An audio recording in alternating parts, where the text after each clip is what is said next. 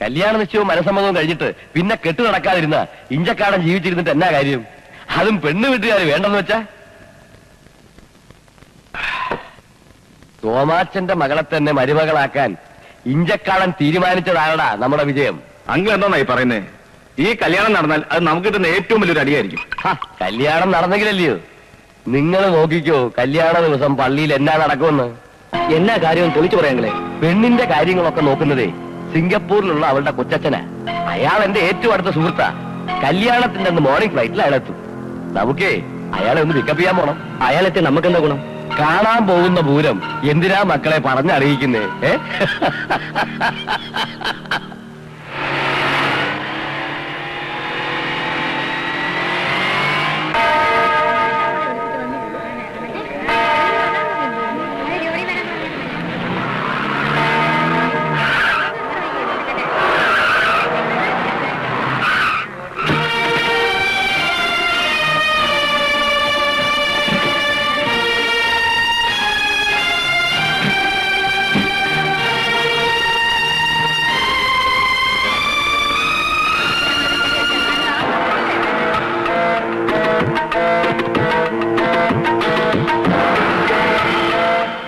മോനെ, അവനെ ഇതുവരെ കണ്ടില്ലല്ലോ. എന്റെ അമ്മച്ചി കല്യാണത്തിന് മുമ്പ് ദയവിച്ചിരിങ്ങ് എത്തും. അമ്മച്ചൊന്ന് സമാധാനപ്പെടും. അവൻ വന്നില്ലെങ്കിൽ എനിക്ക് എങ്ങനെയാടാ ഒരു സമാധാനം? വിവാഹ ഉടമ്പടി ചെയ്യുവാൻ പോകുന്ന നിങ്ങൾ രണ്ടുപേരും വലതു കൈ ചേർത്ത് പിടിച്ചുകൊണ്ട് ദൈവത്തിന്റെയും തിരുസഭയുടെയും മുമ്പാകെ സമ്മതം പ്രകടമാക്കുക.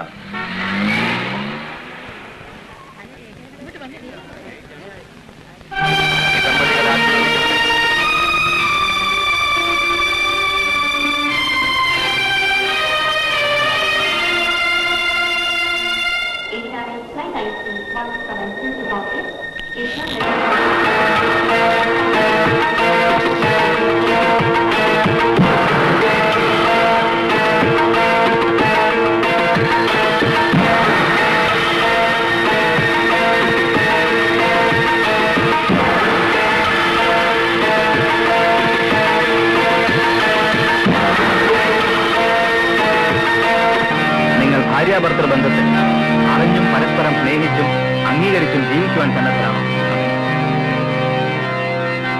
ഇല്ലയാ കൊച്ച, ഈ കല്യാണം നടത്താൻ ഞാൻ സമ്മതിക്കത്തില്ല. അത് മതി.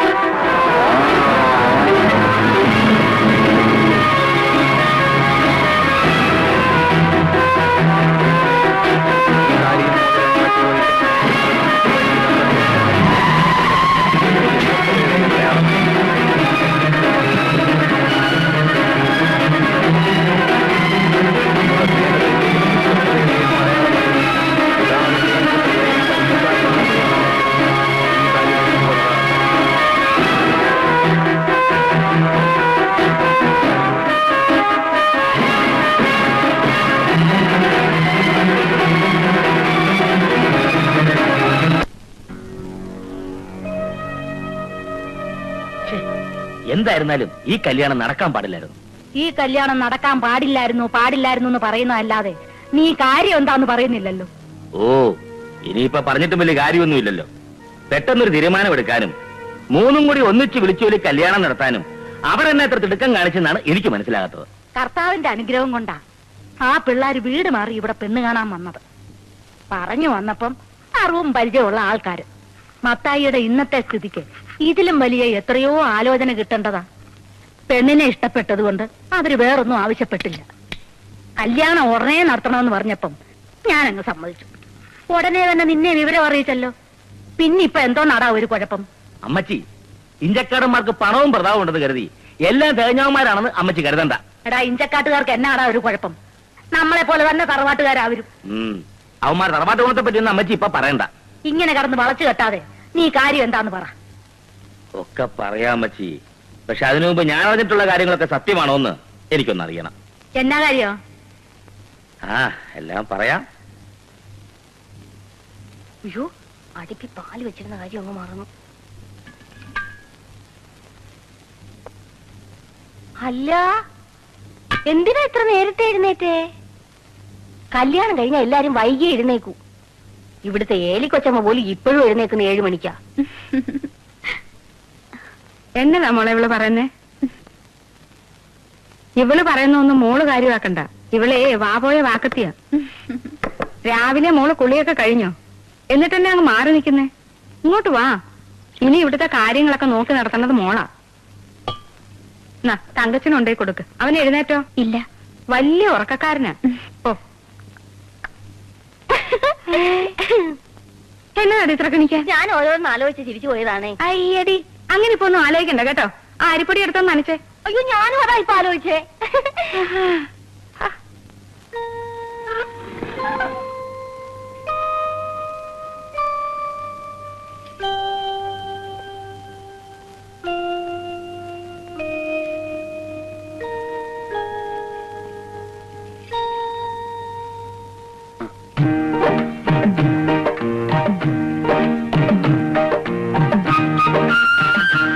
ഇതെപ്പോ എഴുന്നേറ്റ് പോയി?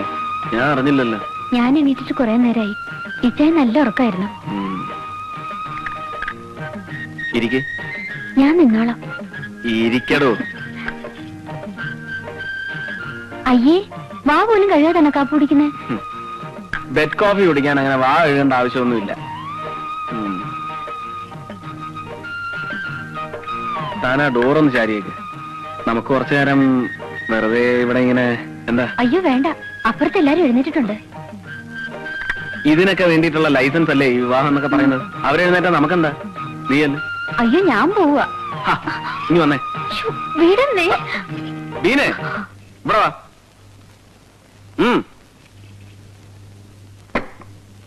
ഇവിടെ വരാൻ. ഇങ്ങോട്ട് നീങ്ങിക്ക്. ആനങ്ങി പോരുത്.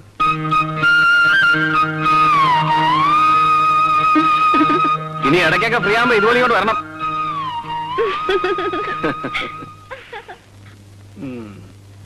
മേശ കസേര വാടക 2500, കല്യാണപ്പന്തല് 3250, ബേക്കറി സാധനങ്ങള് 4500, കാർ വാടക 6200, കൂലിച്ചെലവ് 1200.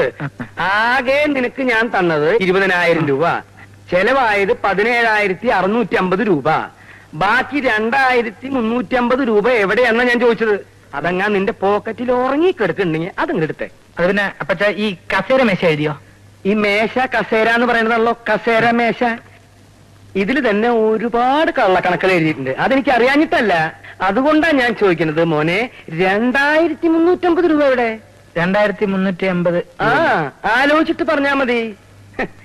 കല്യാണം കഴിഞ്ഞിട്ട് ഒരാഴ്ചയായി. ഇന്നാണ് അവ കണക്ക് കൊണ്ടുവരുന്നത്.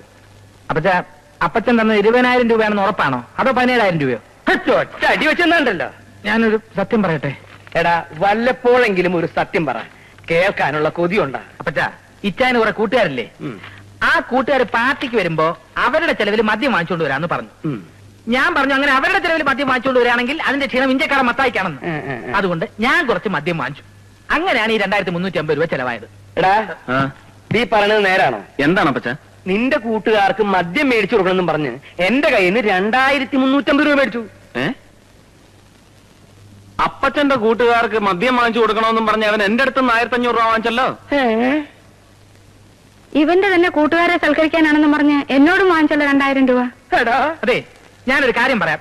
കല്യാണം ജോറായിട്ട് നടത്തണമെങ്കിൽ കുറച്ച് കാശ് ചെലവാകും. അതിന് അപ്പച്ചനെ പോലെ വെറ്റില 7 രൂപ 15 പൈസ, അടയ്ക്ക് 6 രൂപ 3 പൈസ, ചുണ്ണാമ്പ് 10 രൂപ 10 പൈസ എന്നൊന്നും എഴുതി വെക്കാൻ പറ്റില്ല.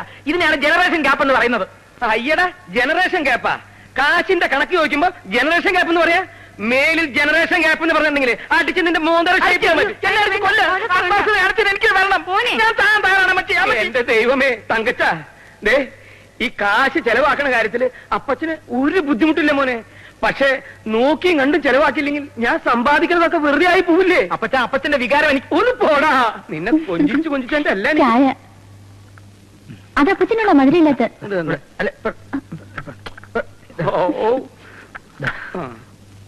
വേണ്ട, അമ്മ ചോദിച്ചു. അമ്മ വേണ്ട, എന്റെ പൊന്നു വേണ്ടടാ. കുടിക്കാൻ മോത്തേക്ക് കുടിക്കും ഞാൻ. നല്ല ഐശ്വര്യമുള്ള കുട്ടി. ആര്? നമ്മുടെ മരുമോളെ. അവൾ ഈ വീട്ടിൽ വന്നത് തന്നെ നമ്മുടെ ഭാഗ്യവാ. ഞാൻ എഴുന്നേൽക്കുന്നതിന് മുമ്പ് വീടൊക്കെ അടിച്ചു വാരി കുളിയും കഴിഞ്ഞു.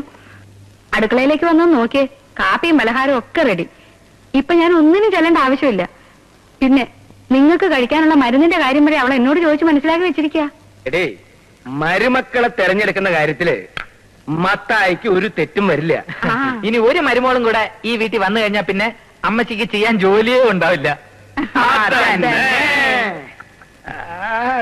എന്താ ചെയ്യല്ലേ ഇവരെ ശാപം.